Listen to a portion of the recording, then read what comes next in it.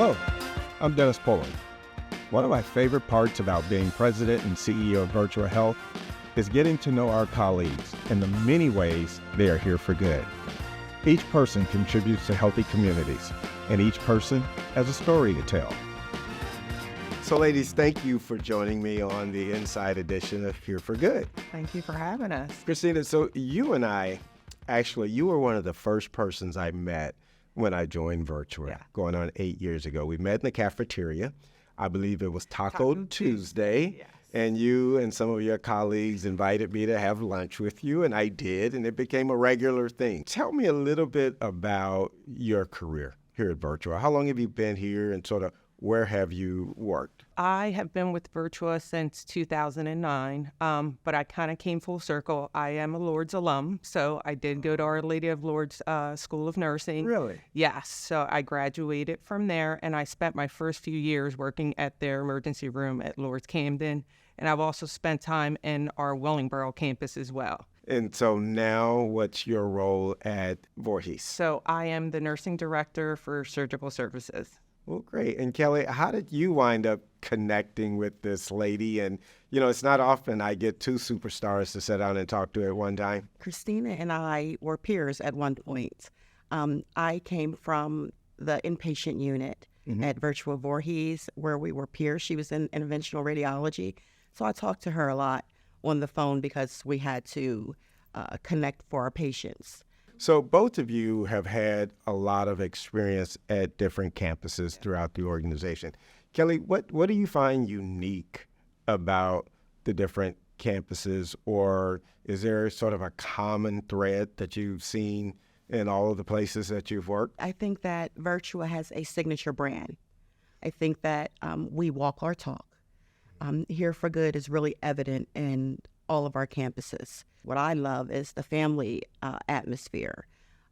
You know, from inpatient to surgical services to mother-baby, you feel like a family with every different discipline.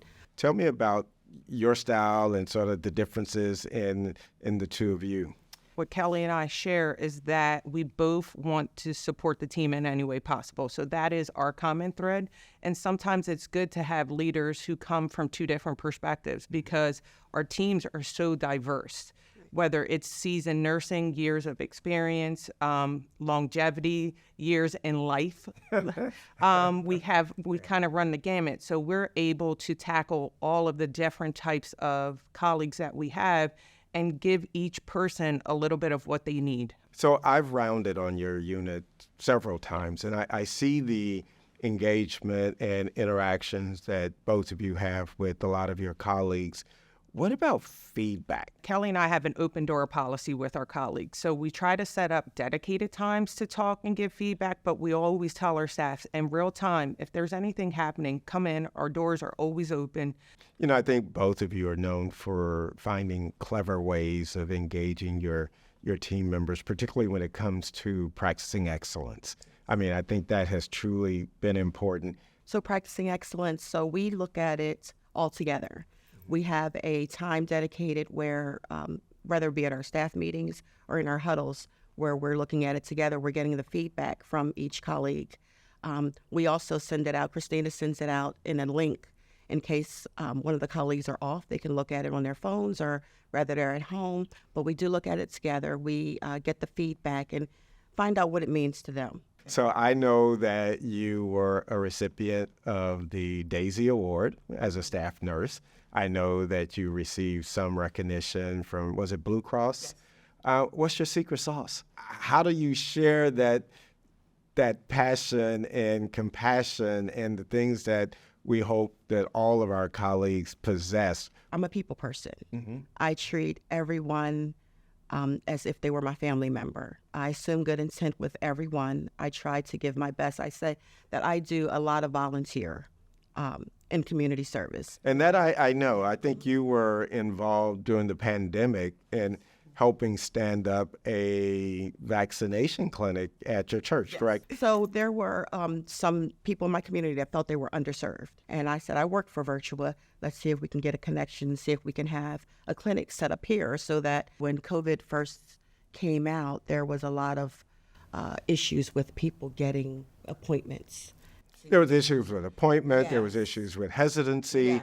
And I think it was really important as a community leader to sort of demonstrate to certain populations that it was not only a good thing to do, but the right thing to do. And you helped us to bring it to the community and sort of meet people where they were. And so thank you for that. And so it's been great knowing that your community involvement, is connected to the work that you do here at Virtua. And speaking of community involvement, I know that you decided when you finished your master's degree that you wanted to do a little something else. Yes. You just didn't have enough to do at I have Voorhees. so much free time. So you have all this free time. So tell me about your desire to help educate and teach other nurses. I decided to go back and give back in a way to the nursing profession.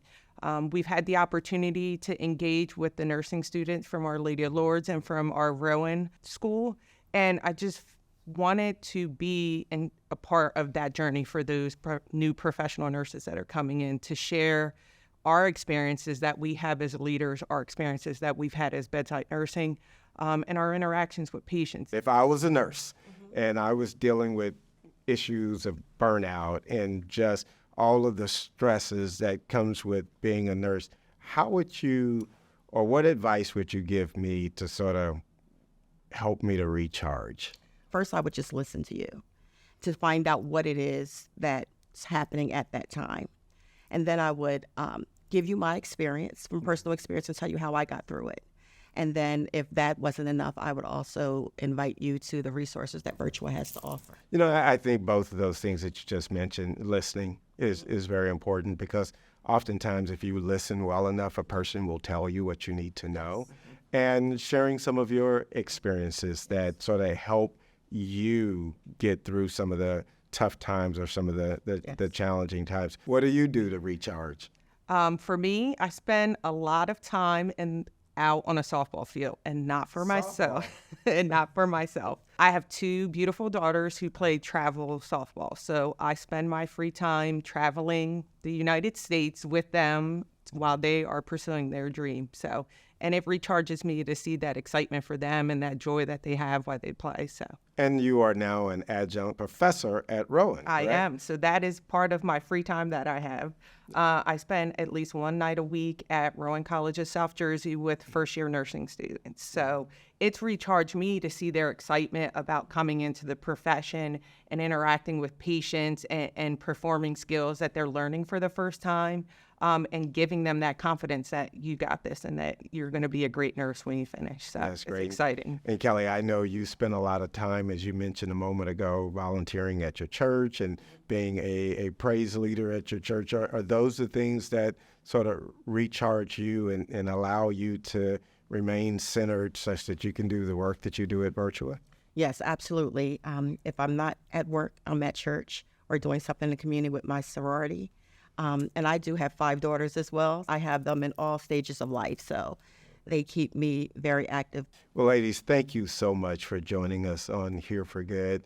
It's been a pleasure talking to you. I am so proud to have both of you as part of this organization and the great work that you do. And I hope to see both of you soon. And now that COVID's gone, is Taco Tuesday still a thing? Still a thing. Then I Taco will Tuesday. see you on Taco Tuesday. Oh, we look forward to it. Well, thanks for joining us for another great edition of Here for Good. We look forward to you tuning in next time.